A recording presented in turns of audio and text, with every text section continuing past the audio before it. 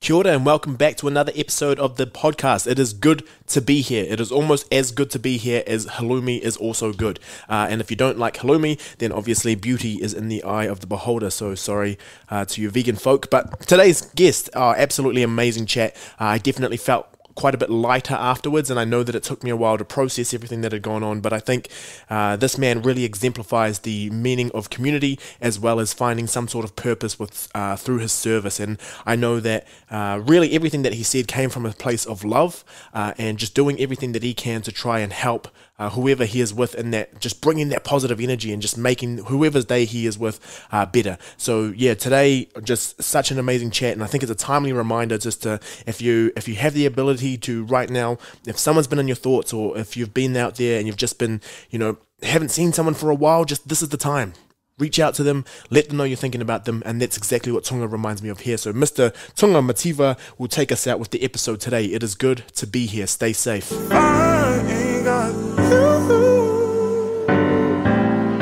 I don't really care about the reach of people. I just want to, maybe if one person listens to it and they're like, yeah, okay, I feel like I'm not alone anymore. That's kind of where we're at. Yo. Yeah, man. And I guess that's something that you're pretty good at, and that's something that I've always known about you. Is that you're always, I don't know, like when I met you in the gym, you're always that one who everyone would come to first to say like, oh, like you're here, you're bringing that energy. And that was the one thing everyone would talk about with your classes. It's like, he kills us every single time, but he just has so much energy that it lifts you when you're doing it. What was your shirt? You had a shirt. Can't break me. That was the one. Bro, I've lost it. Ah! Bro, two of the members made it for me. Yeah. But I used to just walk around and tell everyone, I can't break me. You probably heard me try, can't break me, can't break me. Until I started making it an actual thing, telling everyone. I'd walk around class and people would be on the ground dead straight after class. I'd be like, nah, we won. Yeah. You know how people always put on 0, or on their Instagram, they put a workout out and they're like, workout 1, us no. I'm like, no, we won. Yeah. Can't break us because we've done it, Right. We've climbed it, we've smashed it, so it just ended up becoming a can't break me class. I took it to my club, Ori's, and then I ended up, can't break me. Yeah. And then so when you're thinking about like talking to people about that, because you can almost take that mentality with everything that you do into everything that you do in life. Yeah, bro, hard up. So it's like more than just the training? Yeah. So, bro, everything I try to do, whether it was, like you're saying, like whether it was training, whether it was writing, like even though I needed to write, I'm like, nah, this can't beat me, you know what I mean? I gotta beat this, and so I always had that mentality of can't break me. Yeah. Carried it to the new gym now. He can't break me. Every gym I went to, can't break me. So we need to get you a new shirt for that one. I know, bro. I know. I don't know who's taking my singlet. Yeah. So had a little picture of me on the side. I didn't see that part of it. That's the exclusive edition right there. So everyone can make the just can't break me. But if you've got the little photo on the side, that's the real I had deal. a little rugby photo of myself on the side. Yeah. But people were gonna actually people were asking where'd you get your singlet from? So I was it's still there. So I'm like, oh, imagine if this might blow up. You could bring that back as your thing. Yeah. So with that, it's kind of it's a little interesting to someone who's on the outside watching it, because you're this huge personality in the gym and with the different communities that you're part of, even your worship communities, your training communities, rugby community, even your family. From what you see, you're almost the central part of a lot of it. But then when you actually talk to you, it's almost like that's it was just by your service to those people that you kind of gravitated towards the middle, because you're just such you don't like talking about yourself, and you don't like talking about good stuff that you do. So how do you balance that between being that energetic force, but then also not getting to the point where you're like, nah, but I am the man all the time? I think it's knowing. I think one of the biggest things for me was knowing who I am, and I kind of don't need I know we're going to touch on that later, Troy, but in terms of my faith, it kind of brought me to, all right, if I know who I am inside me, then I don't need anyone else's approval, kind of thing. So I've always loved serving people, and seeing them win is my win. Damn, if they're winning, I've been a part of it. You know what I mean? That's me. That's what makes me happy. That's what fills my cup, kind of. So I mean, I think I've done a lot of influenced a lot of change, which I'm very, very happy that I was able to do that. And I think I just love seeing people win, bro. That's awesome. I don't need to have praise from anyone else because I know who I am. Yeah. I know who I am, my identity. So I'm like, yo, if they're winning, that makes me happy, kind of thing. Sure. And all of that's probably part of something with your upbringing and whatnot. So your family and like being together, because I know, I just saw over the weekend, the long weekend, that you basically like had a family shindig and you like went away, you came back, but it's like a very close unit. Is that where you get a lot of your values from? Yeah, bro, 100%. Yeah. Like I've been raised in a real strong Pacific family, Samoan family, For sure. too. And man, our family's quite tight knit, bro. Like there's no secrets, like everyone knows everyone's busy, sure. which is good and bad in a way. But I think the whole family vibe that I've grown up in, it's kind of, I take it into my friendship as well. Like Right. I really value like joy. Like I'd really value your relationship, you know what I mean? And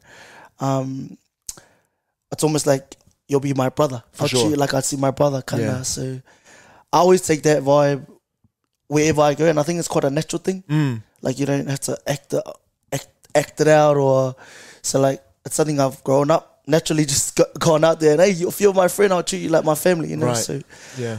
I think that's one of the things I really cherish coming from a real tight knit family. And then with that, because I always think about people who have that sort of service mentality, but also it's almost like a service mentality where you'll just like forget about yourself. Yeah. So like you can easily just keep going, and then you get to a point where you're just like, man, I haven't slept, I haven't eaten, I haven't bro, done anything. And 100%, that's bro. what we've been working on, is trying to get some things. But like, so when is that transition? Like, what are you doing now? Or maybe some things that you've been trying to get over years of trying to like maybe put yourself a little bit ahead of other things as well. Bro, I learned the hard way. Yeah. I learned I was out doing things in the community. Yeah.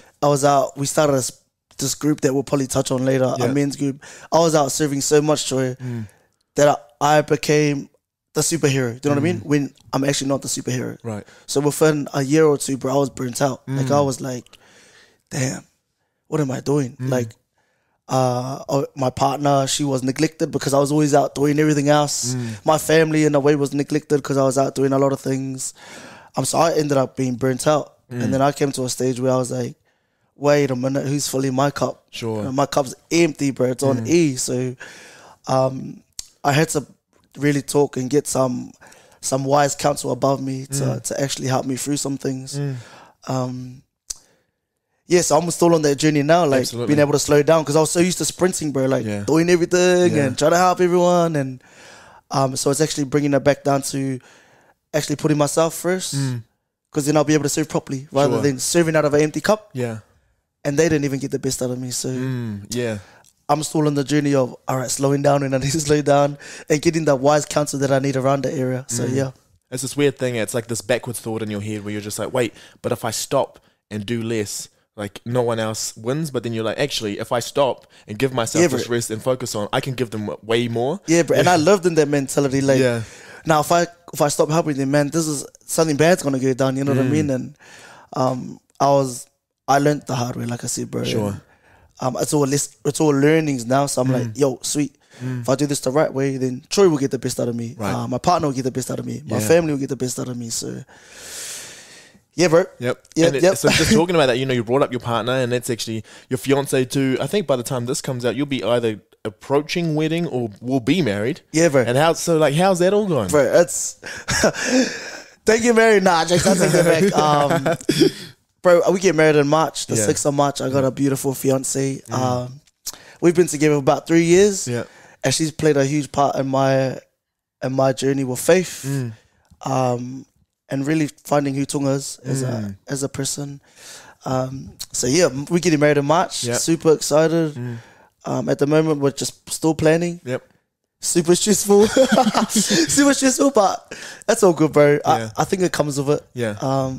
But yeah, can't wait to get it done, man. Yeah, and you're finding that with yourself, with everything that you kind of put yourself into, but then also maintaining that relationship, you're finding the groove is kind of coming as part of that journey? Yeah, bro. Yeah. All good. It's like yeah, the groove's there, bro. Yeah.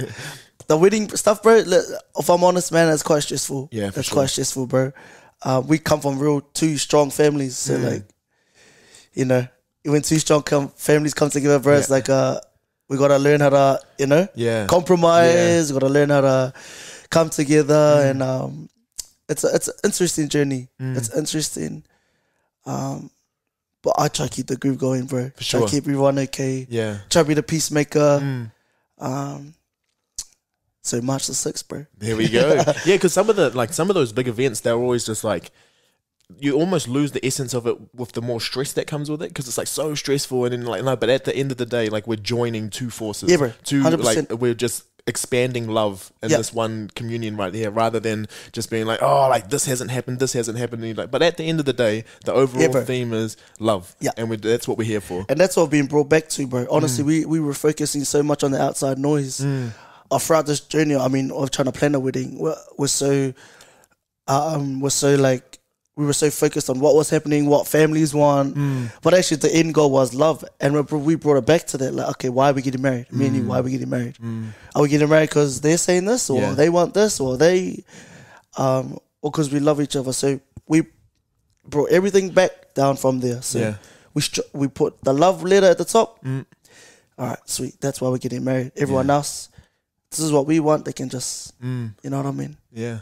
And it's already been a theme through like your first two answers so far is just basically just like bringing it down to the basics of who you are, who your other person is, and then even when that comes together, it's like, what is the thing that binds us, and what is it that keeps us who we are, and that as well. That's awesome, man. And I know, I'm so happy for you. I remember when I saw the post that like you made that proposal. What was the process? Bro,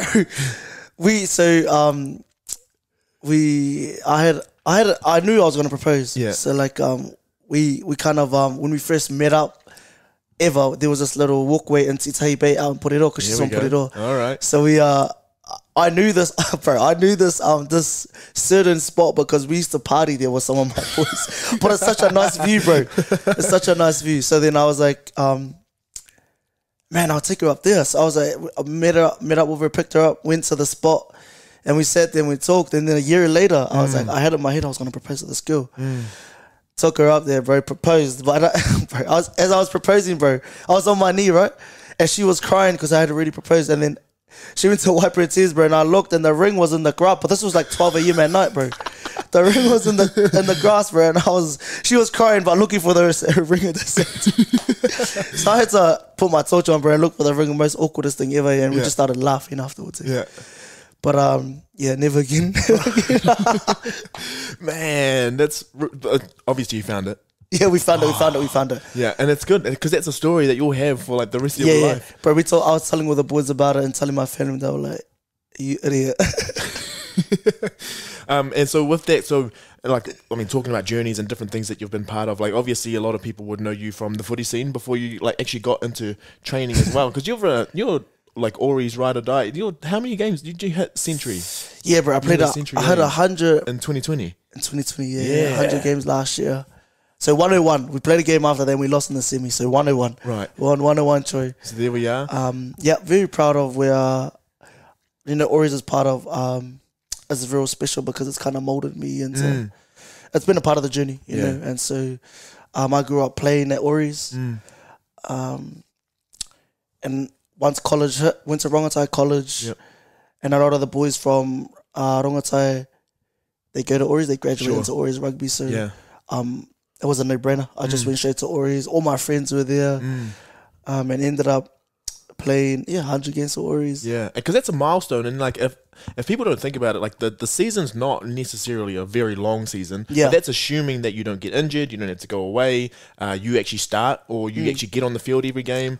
So you like molded yourself in there, and that's a couple of years. Like that's actually a whole heap of years to be able to get to 100. Like let alone 50. 50 is pretty cool to get there, but to get 100, how do you keep it so that every single game is like, oh, I'm not just on my 99th, or like, but you're treating every game as if it's like a brand new, like bring new energy every time. Bro, to be honest, 2019, I had counted my games, like, I'm nearly on 100 games. So my mentality coming to 2020 was not a good mentality because all I wanted to do was get my 100th. Yeah. But I actually came into 2020 and it was amazing. I loved it. I loved turning up. I love playing. I love training. And I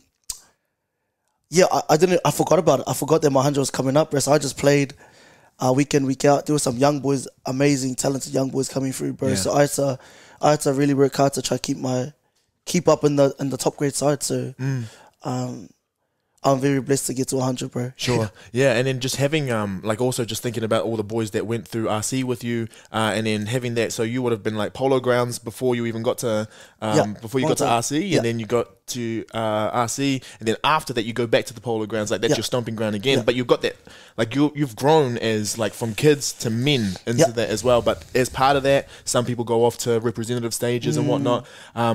Like, what was that like? Because you're actually part of something that's more than just a team that gets together. Like, you're family now. Does that kind of, that whole ethos of the team kind of resonate with you? Yeah. So, like, when I came from Ori's, Ori's to Rongotai to Ori's, I remember when I was a young kid, bro, and we used to have trainings just before the top boys come on, the men. So, like, the boys would get ready for their trainings and we would show off, bro, like in front of them, mate, like try to show them that we were cool too. Yeah. And so, bro, after Rongotai, and I was straight into the Prems team, straight out of the school, I was like, oh, I'm this guy, I'm the guy now, the kids. And I remember the kids coming in training and, you know, trying to bump each other off, trying to smash because the older boys are watching. So, the transition from Rongotai back to Ori's, it was, I think there was many different aspects around it that you're kind of like, it's almost like a culture shock, bro. Like, you know, the pros and cons that come with, you know what I mean? So, yeah, the transition was good, real good. It had its challenges, but I'm still there, so I'm still growing in that space. Yeah. Wow, man. And then thinking about, so 2020 as well with the season, if that was that year that you were like, I need this many games to get 100, and that's your mentality going into it, and then we get like, pretty much not even sure if we're going to have a season. Yeah, bro, actual. You start preseason, and then they're just like, actually, we're going to have to cut it because we can't. Like, what was going through your mind at that point in terms of footy? Oh, bro, I was like, I'm done. Like, I'm done. Like, but I guess for me, I bring everything back to my faith, Troy. Like, whatever happens, you know what I mean? I got to be joyful in it. I got to be happy in whatever happens. It may hurt, but there's a plan. There's a bigger plan. So when I did find out there was no season, I was like, gutted at the start. Yeah. But then I was like, nah, you know, I'll serve as much as I can, honestly, where I can. And there were times in 2020 where I got dropped. Like, you have to play this side. So, yeah, it was quite like, oh, no. And even when I was getting dropped, I was like, oh, no. Yeah.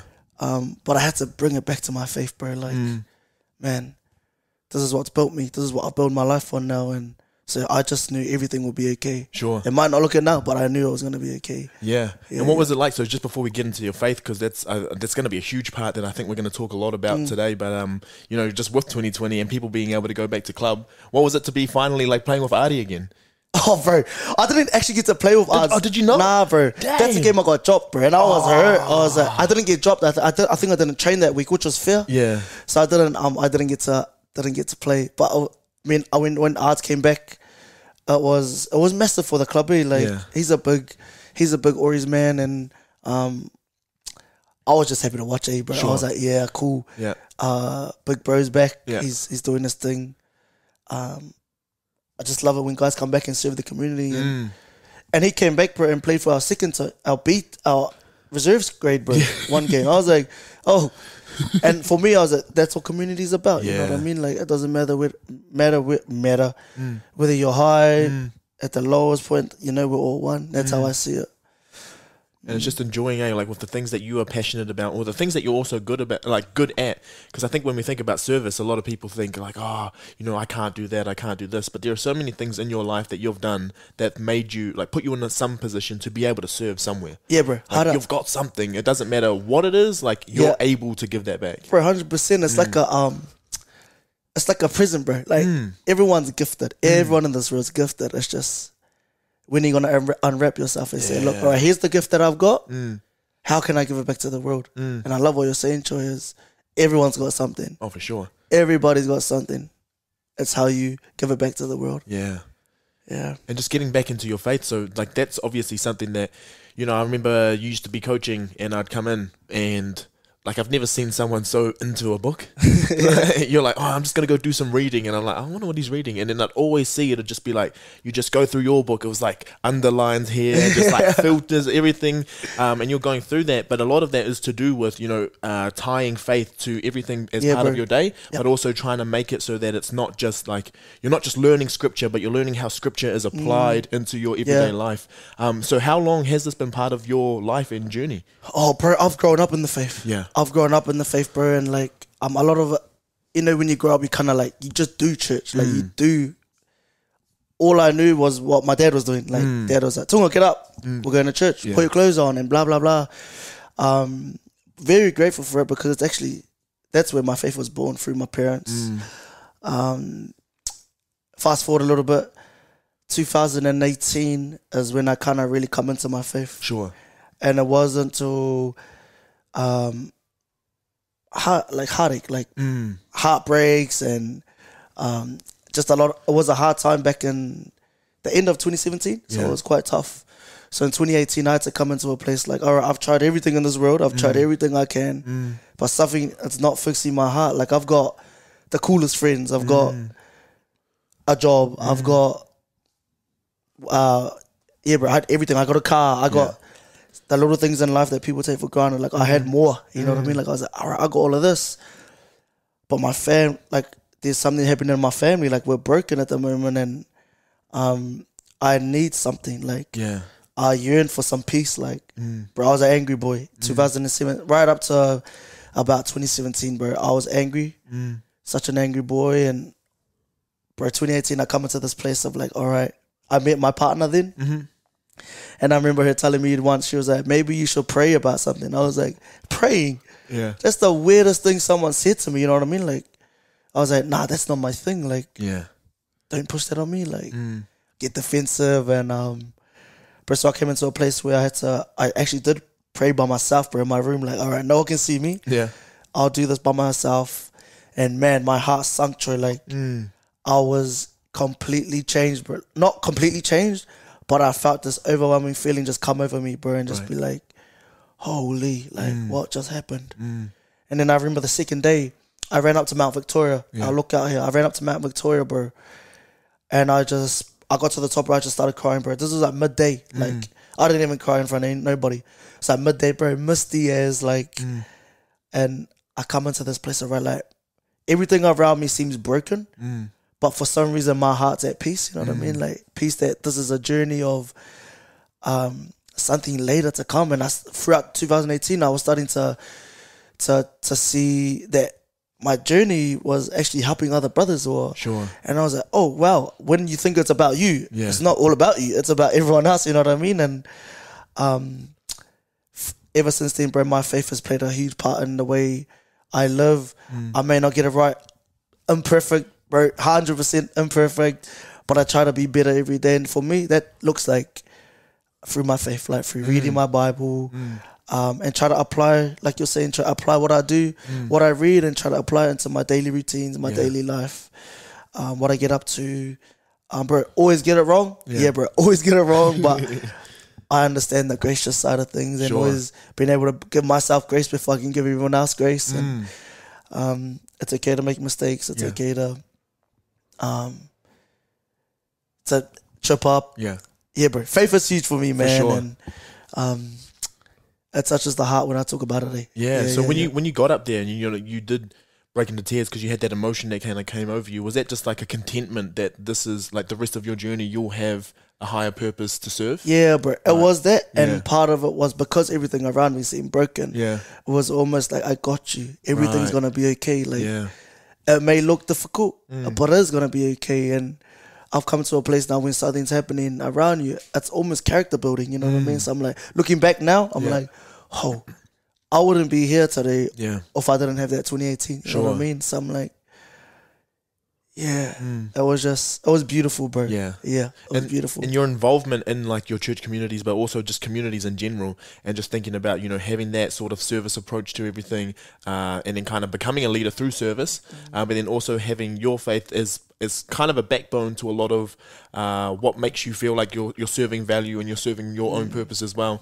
When you're doing all of that stuff, how Like, how do you see it affect others? Oh, bro.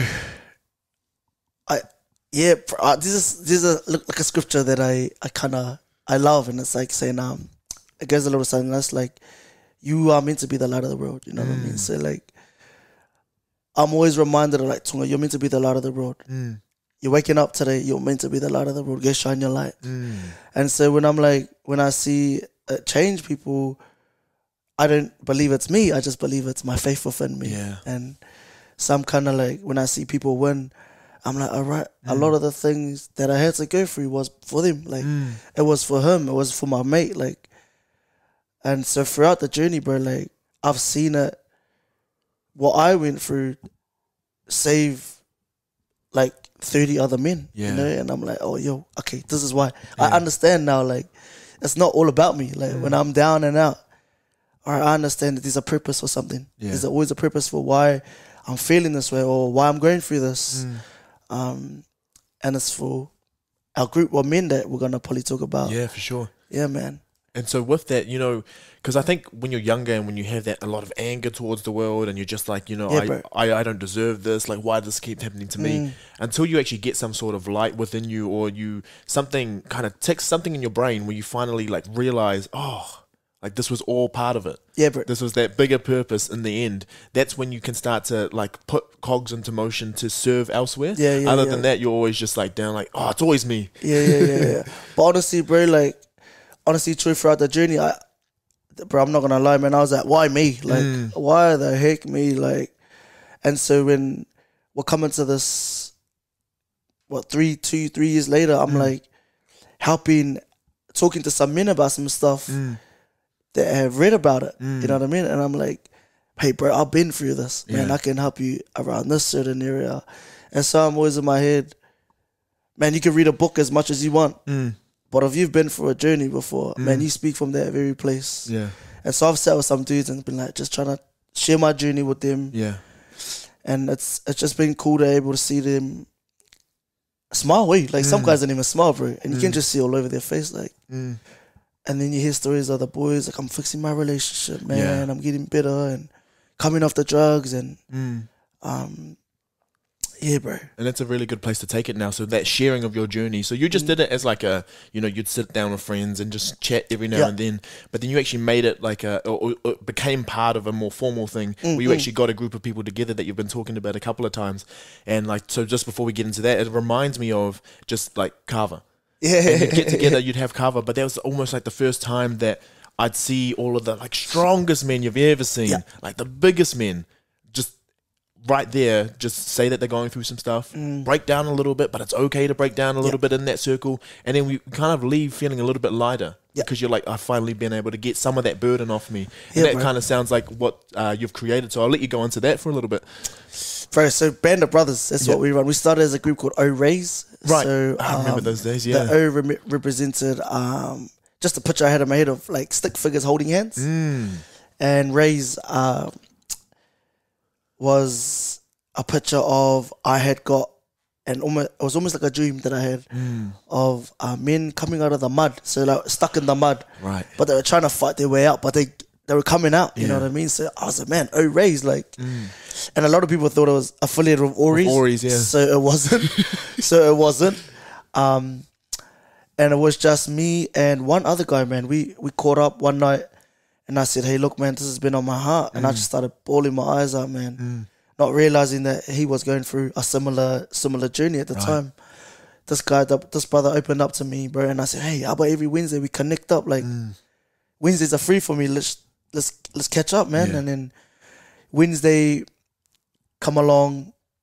And for about 3 to 4 weeks, we were catching up, bro. Sending each other messages and like, bro, just unloading on each other. And so we had it at one of the boys' houses, another one of the boys, and we said, oh, let's do this every Wednesday, bro. We come, we connect, and we had one of the boys share like an encouragement of the day. So it could be lyrics from a song, it could be something you read in a book. I always went back to my Bible, and that's how group started, man. And it was just a bunch of brothers that were just broken, that just needed a place to feel safe and to be able to journey together. Because I'm a big believer, Troy, that you're not meant to do life alone. You know what I mean? That we're meant to do it together. I can't do it alone. You know what I mean? And here I am leading a group. I still can't do it alone. Yeah. And that's how group started, man. Like we had just a bunch of brothers coming in every Wednesday, bringing food, because we're all islanders. We love food. Love food, bro. And it's just an opportunity for boys to share their week. So we usually get through our puts and our peaks of the week. And a put can go from, oh man, wake up late, to a put could be, oh bro, I'm having a divorce, you know. And so yeah, it's special, man. And like you're talking about cover sessions, Troy, man, if there's any group that has men come into it, bro, we're winning. You know what I mean?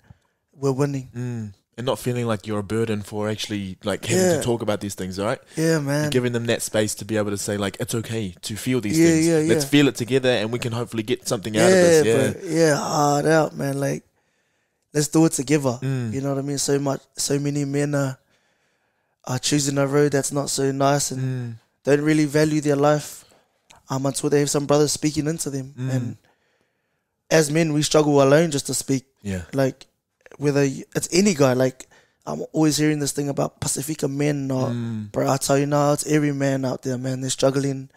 If you can't talk, man, it's let's start speaking some life into our boys, because at the moment, man, their spirit's dead. That's why a lot of brothers, they struggle, because their spirit's dead, but you start speaking life into them and encouraging them, and having groups like this, man, it's really, really helpful. And one of the big things during that is like you touched on with starting the group, is when you start talking about it and then someone else actually says, I have that too. Yeah, bro. Because you're always just like, oh man, I like don't want to tell anyone because then they'll just think I'm weird. And then just like, actually, we're all going through this. We all have our battles. Yeah. But like, we can deal with this together. And then when you see someone who, like, when you have groups together and there's like that one person who doesn't really share the first time, you like don't get mad.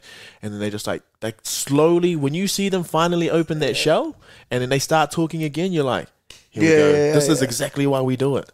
Bro, one guy came to group, and he didn't talk for months, Troy. Like, he just sat there. We got opportunity to speak, and this dude never spoke. He never spoke, and then, bro, a couple months later, man, this guy, like, started talking and just crying, and there was just so much in his mind that things were about to, like, he was at the edge of the cliff, bro, you know, like, and so kind of like, all right, like, patience, bro. Like, we gotta be patient. There is some dudes that don't want to talk, and as long as we're speaking, as long as we're leading, and we're speaking, it helps our brothers. You know what I mean? It helps them, our men, our young men, to be better, to come out of those yuck places that they're in, and just win. Yeah, for sure. Yeah, man. Are there any specific things that you're doing? So, like, as someone who shows up and feels like you have to facilitate a lot of it, and kind of being the person that a lot of people would look to as the main person, that's like, oh, if things aren't going well, like, oh, Tunga's got us. But then how do you make sure that you're also like giving yourself space to be able to make sure when you come to that space, you're not resenting it that you have to be there? Yeah. You know? So I have like outside of group, I have like external supervision kinda. Yep. So like kind of wise counsel that I call it. I love it. It's all people that I love and they have time for me. So they're always checking up on me and seeing if I'm okay. I also have my fiance that keeps it real with me, and so just having that external support. And within our group, we've got like a leadership team. Right. So within our group, we've got probably about 10 leaders. And so we have our meetings that we need to do. Oh, that's a huge group. Yeah, my man. So we have about 10. We have our own separate like messenger kind of group page that we connect on. And so we check up on each other a lot and have our own little meetings to make sure we're all right. The first year and a half, man, of group, I did everything, Troy. Like, I was like, holy. Loved it. Like, serving, but didn't realize at the end I was going to get burnt out. So when we established this leadership group team, it's been really good. Like, all right, bro. So before we have a group session, we're like, bro, you're going to run this. Tunga's just chilling tonight, or Ari's just chilling tonight. All right, boys, this is how we're going to do it. So we've got a pretty good leadership team, and outside of that, I've got external like supervision, for sure. And then with that, so, you know, just knowing that you have all those people supporting you, I know from a leadership perspective, especially when you start to lead things, like just coming off one of the studies that I did, I remember having to hand over the reins. How long did that take you to be like, too long, I'm bro. all right? Bro. Because in a way you kind of like get it's mine. Yes. Hey, Yeah, you know what I mean? Like, I know exactly what you mean. bro, and at the end of the day, like, I had to bring it back to my faith. Like, it's not even mine. You know what I mean? Like, I was just here to start. Like, I was just like, you know, my faith was like, all right. So I need someone to put their hand up. I put my hand up. He started, and maybe someone else comes in, waters it. You know what I mean? So I was like, bro, for ages, I was getting burnt out, bro. I was like, still, I want to run it. Yeah. Didn't want anyone else to run it. But, bro, that's the importance of having accountability partners and people that are above you, just to be honest with you as well. So I was like, okay, humble pie. Yeah. So I slowly started pushing things out to the boys, and bro, it's really, really helped me. Like, helped me hard out. That's another thing with delegation that people don't really think about, because everyone thinks, okay, if you're such a good leader, you should be able to do everything by yourself. But it's actually a good sign of a leader if they can see qualities in other people and just give them that task. Because it's like, man, he trusts the process, he's trusting the people that he's working with, then obviously, like, he's a good leader. Yeah, bro, and it gives him opportunity to lead. You know what I mean? Like, I always see it that way now. Like, if you don't give room, then no one will go. You know what I mean? But you got to give room in order for someone to go. So I'm like, 17-year-old boys coming through, bro, you want to play guitar, you want to run this, you want to facilitate. Always trying to call the leadership skills out of them, and it's always just making room, especially as a leader.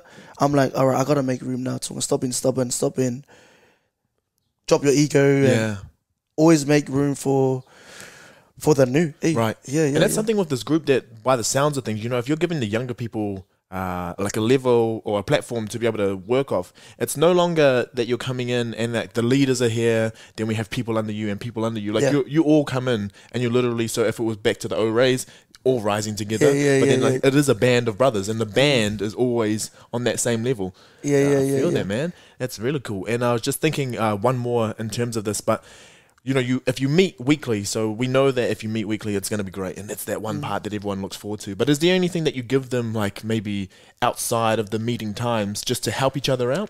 So we have like a messenger page. So we kind of put encouragements on there every day. So like what you're saying, Troy, bro, every Wednesday I tell the boys, man, this is easy. Like, we could come here, cry, do our thing, sing our songs.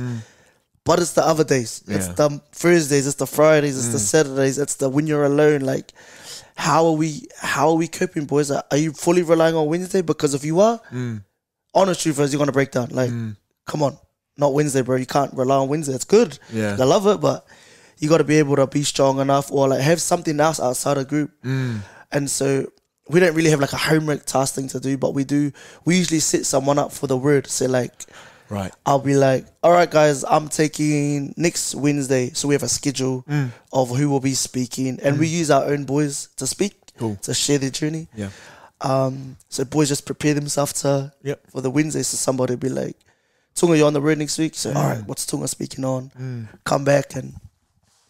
But while they're away, a lot of it's just checking in. A lot of it's our older boys, our leaders, ringing the boys, checking up and seeing how they are throughout the week. So that's a responsibility. I think it comes with leadership. So a lot of our older boys usually ring or messenger or coffee. A lot of the boys love coffee. So yeah, man. That's cool. And it's always that weird feeling where you just like the last thing you want to do. So say you like need to go talk about something or get it off you. It's always the last thing in your brain that you think you have to do. It's like, nah, I don't want to do this. Like, I don't think it'll help me at all. And it's always the one release. It's like you go for coffee with that friend, and then you finally like something in your head clicks, or something in your head, their head clicks, and you're like, that was worth it. Every engagement is worth it every single time. 100%, bro. I need it, honestly, bro.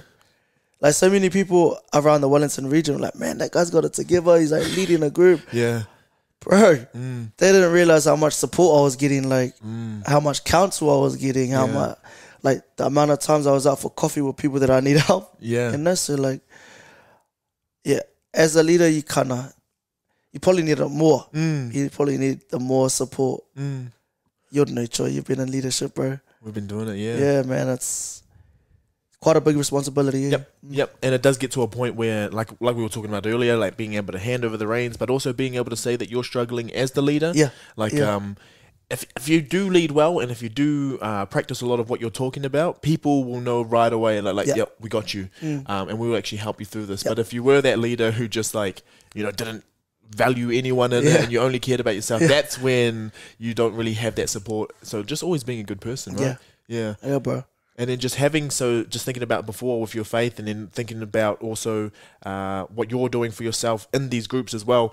Has there ever been a time, so we'll just go through this one before we get into your training stuff, but has there ever been a time where you just thought, nah, like, I don't want to do that anymore? Heaps, bro. Heaps, bro. Bro, honestly, man, I was like, there were times where it was like, bro, even at the end of 2020, bro, I was like, yo, done. Yeah, like, that's it. Like, yeah, there's been heaps of times, bro, when you're kind of like, I don't want to do this no more. I've said it to the boys, like, bro, the leaders, like, I don't want to do this no more, man. Like, but I've always come back to the calling's bigger than Tunga. It's bigger than you, man. Yeah.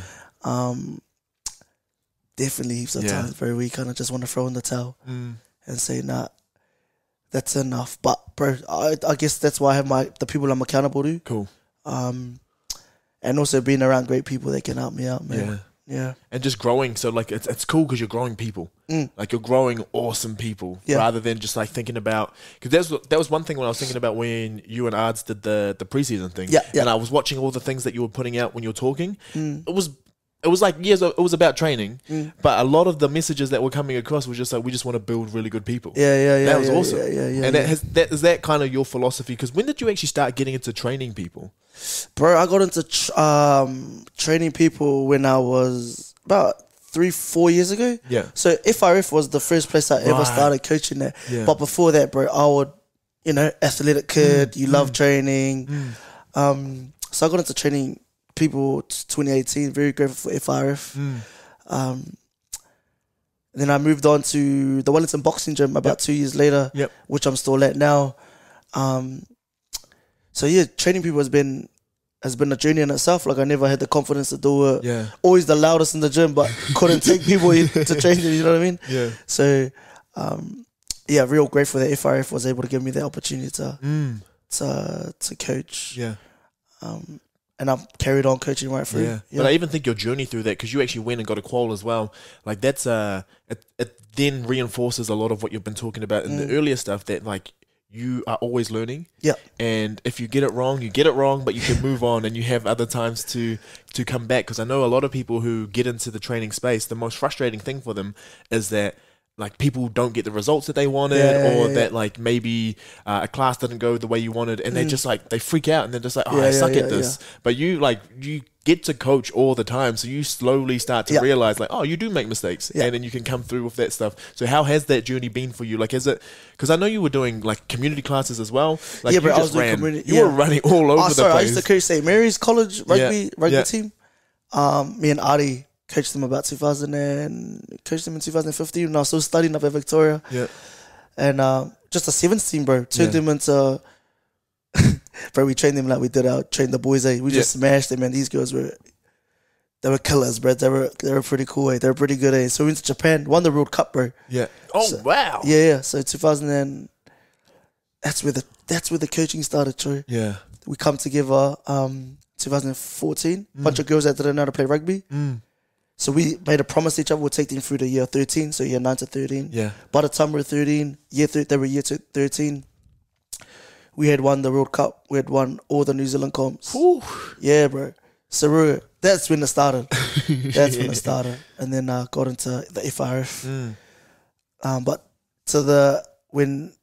what was the question, sorry, Trey? It was just like for your journey and finding it and kind of exploring yourself as a trainer or like a coach, but also a leader and all of that. Like, how does that all feel for you as you're coming through? Like, is it still something that you're extremely passionate about? Yeah, bro. Yeah. I love it. I think I always say training's the extra. Like, if I'm building people to be better or influencing them to be better, I think the training's just a bonus. For sure, man. Yeah, man. Like, if you're becoming a better person out of this journey, if I'm coaching people out of this journey, or if it's helping you with your relationships, it's with your kids, if you're able to sit down now, if you couldn't before tie your shoelaces, I'm like, man, that's the win right there. The workout is a bonus that comes with it. Yeah. So that's the way I kind of see things, man, is always trying to make people better, but also setting them up well, like not having to come gym. You know what I mean? If I had a gym, it'd be cool to have a dream gym, like, for sure.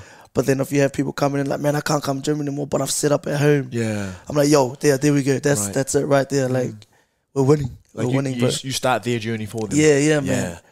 That's awesome. Yeah. And just thinking, so like just going back to your preseason that you had, so it was just a couple of weeks, and that was just something that you guys threw together, right? Yeah, bro. And so when you were going through with that, like how did you get past because I know that, you know, when you're in the circles that you're in and you start getting people who are either qualified or they actually are high level athletes as well, how did you get past that point? Because you're still young in your career, really, in the training.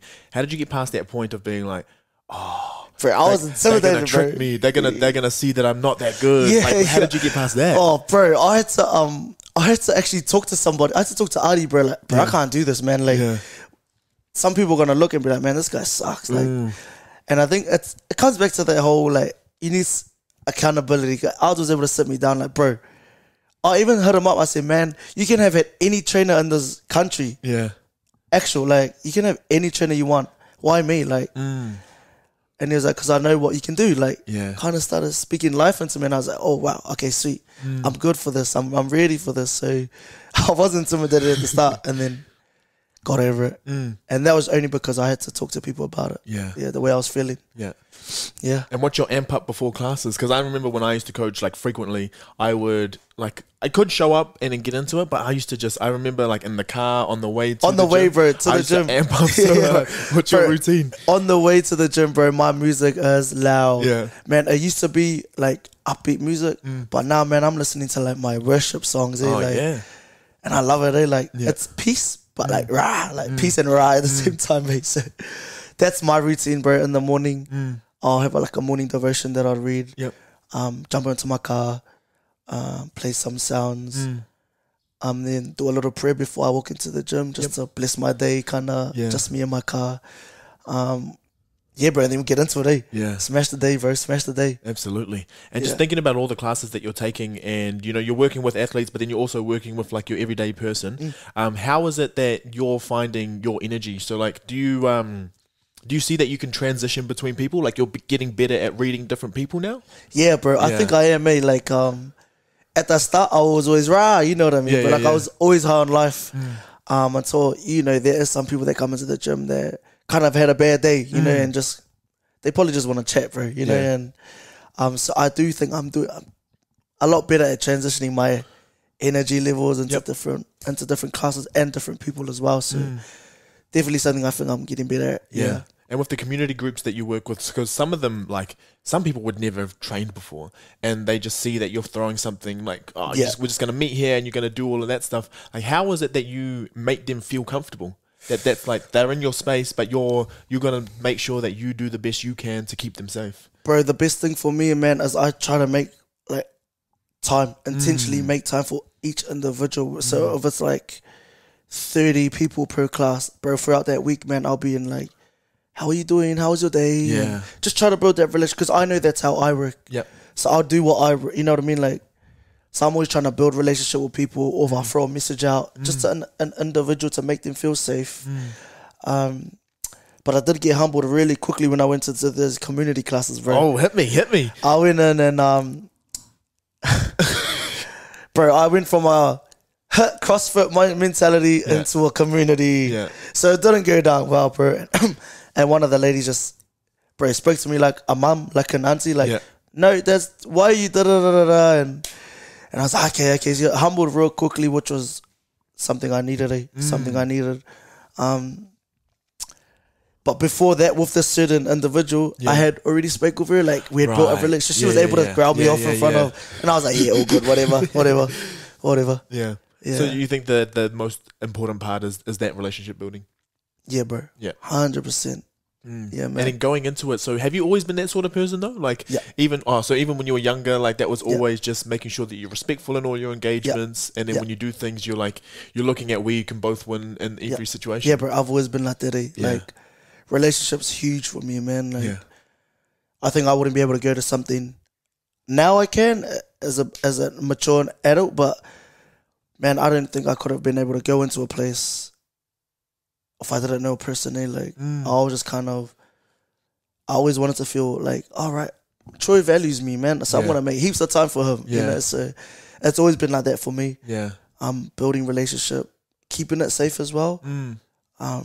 That's something I'm really, really big on. You know what I find interesting is like, because I'm very similar to you. You know, I bring energy, I try to build relationships and all that sort of stuff, and I try to give time to a lot of people. And I've like heard, this is just like from external noise from different things, but like people just like, oh man, he's so arrogant. Like, yeah, man. Sometimes people are just like, man, he thinks he can talk to anyone, but they just hate us, Troy. Yeah, exactly. They just hate us, bro. Okay, cool. So you just answered the question. That's exactly how you get through it. Because I was like, how do you, if anyone like brings that sort of energy? They just hate us, bro. There we go. They just hate us, bro. I love your energy, man. And I think I'm here, man, because I love your energy. Yeah. They just hate us, bro. There's always, I always used to be affected by people's opinions, Troy. Sure. I was like, man, why is this person saying this about me? Or like, how can I be better? It affected me to the point where I was like, I don't want to do it. Like, I was fear-based. Like, oh, man, I was fearful of everything. Yeah. But now I'm in this place that I am now. I'm like, man, cool. Bless you, man. But that's not me because I know who I am, you know? And sometimes I just think people envy us, bro. And because you know who you are, though, like you know the circle that you're part of. And that as long as they, like you're continuing to feed them the best that you can, and they like still have those positive feelings towards you, then like they actually matter. Yeah, hard up. Yeah, I feel you. Hard up, bro. I love your energy, Troy. Appreciate it, man. Love it, bro. Yeah.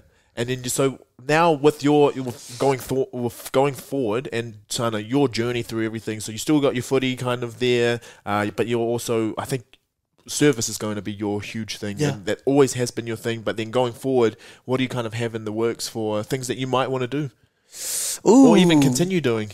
Yeah, bro. So there's a little bit of a venture that I wanna kind of go on. Yep. First things first, get married. There we go. Boom, get married. Wow, man.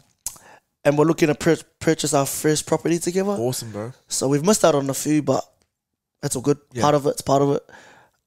So first things first, get married. Yep. Get a house. Yep. And probably have a couple of kids. There we go. Yeah, man. Have a couple of kids. And then there's a little venture that we kind of want to jump on. Awesome. Me and Ards after this little preseason thing. Yeah. Yep. Awesome, man. We'll try anything that I can do to help out, and any of that, bro, just let me know. We're gonna need you, Troy. We're gonna need you, bro. We're gonna need you, bro. Yeah. So it just, I mean, anything, and that's so cool because now you're just like, this is kind of, you're showing that, you know, you do all of these different things. You coach all these different classes. You know, you try to train yourself. You play footy, but at the end of the day, like, you just have to be a good human, and you got to do other things to make sure that, you know, your life is good, and the people around you that matter, their lives are good as well. Like, you got to go get their house, you know, start a family, all of those different things, and hopefully you can bring all your values and like get it down into your family as well. Yep, hard out, man. That's so cool, bro. And just the last question, so you kind of touched on it a little bit, but there might be something different. So this is what I ask everyone. That's just because, like, at the end of it, I want to be able to compile a bunch of things that people can do to help themselves. Yep. So what is one thing that you do every day or close to every day that makes you feel like you've optimized the day? I pray. Yeah. I pray, bro. I pray, man. Everything I do, I feel like every hour of the minute of the day, bro, I'm praying, or like I'm in constant communication. Like, all right, before I come in there, I'm like, all right, Lord, may me and Troy have the best conversations ever. Like, may we talk about the best things ever. Yeah. May whatever needs to be spoken today. Like, whatever, whoever listens to Troy's potty, let your words come out, you know what I mean? Let it be the cool things of us. And I pray, man, Troy, I pray, man. Morning, night. Yep. In the morning, I'm waking up praying, half asleep. At night, bro, I'm in prayer. Yeah, man. And how long has that been part of your everyday thing? Since 2018. Yep. So that was the switch. As soon as you had that moment, that was when you. That's so cool, man. Bro. I felt like I was at rock bottom, bro. Yeah. And when you're at rock bottom, now you're kind of like, all right, I need something. You know what I mean? Like, I need something, man. Like, I'm at this place. Everything around me is cool. Like, I've got cool friends. You know, like I said before, Trey, but I still got something missing. Like, I still got something missing. So 2018 was. I always revert back to it, bro, because I'm like, 2018 was the year. Like, this was the year when everything happened. Group was born out of a humble yes, you know. Like, okay, I'll share, not realizing, oh, now we got two groups. We got Plato group and got a group high in Wellington. We got about 15 men turning up. So 2018 was a really special year, man. Prayer's my thing, man. I try to pray every morning. In my own way. You know what I mean? Like, I've always grown up in prayers a certain way. Oh, yeah. All right, it's been a church to pray. You know what I mean? I'm like, actually, I could be lying down in my bed and, you know what I mean? So that's my thing, man. pray in the morning and finish my day off with a prayer. Yeah. And then with your prayers, like what are so this is to be the last question on it, but when you're doing it, do you find that, you know, you can see the type of energy that you have as you're going through it? Like it's a chance for you to communicate your own thoughts, but then also at the same time, like hope that they fall on something else to actually like give you intention for the day. If that makes sense? Yeah, bro. Yeah.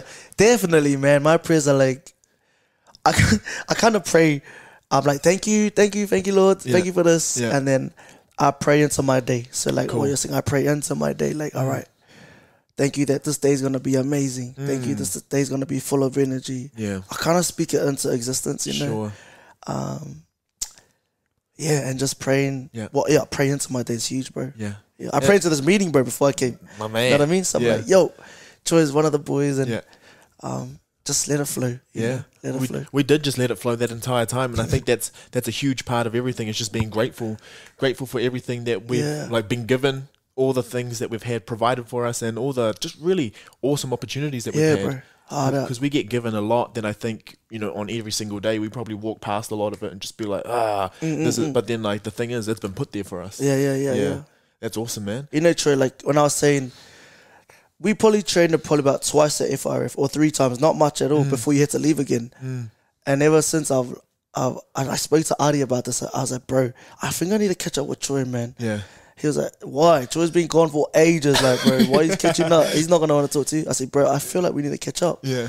So that's why I messaged you, bro. And I was like, damn, everything happens for a reason. There's, 2 times we trained together? Yeah. That's nothing. You know what I mean? Like, that's nothing, bro. And I was like, okay, I feel some connection to this dude, eh? Yeah. A year or 2 later, you're here in Wellington. I'm like, yo, Troy, what did you, bro? Straight away, like, what do you have to, Troy? Because that was after years and years of like not being in the scene anymore as well. Because that's like almost close to 10 years of like being away from it all as well. So then it's just like, that was like a bond, and like something in the spirit was meant to like bring us to that point 100%. to be able to do this as well. Oh, I'd say I'll have to hit him up about that. Yeah, bro. Nah, he's like, why are you catching up? Yeah. It's like, nah, bro. And I always get this thing, man. If I think of somebody, man, if I think of them quite a bit, I'm like, all right, I'll message. And I remember I messaged and you were away. Yeah. And you said catch up when you get back. So I was like, I'll wait for Troy to get back. And then as soon as you messaged me, I was like, yo, he messaged me. Yo. Appreciate it, man. And I appreciate your energy this morning, and just thank you for everything that you're doing, for everything. And I know that you said, like, I know it's easy to just be like, oh yeah, this is what I'm meant to do, this is part of my purpose, but at the same time, like, you got to have that heart and that drive to do what you're doing. So we really appreciate you, man. And everyone that I've talked to, you know, the old people you've coached and people that I've had on that know you, they've all just been like, if you can get Tuga on, please do. I appreciate you, brother. Yeah. Appreciate you heaps, Troy. Awesome, man. So all the best for this year. And yeah, man, I'm just looking forward to everything else that's to come, and anything that we can do to partner up, let me know, man. You're my coach, bro. I got you, bro. My man. My man. Thanks, you brother. Man, Troy.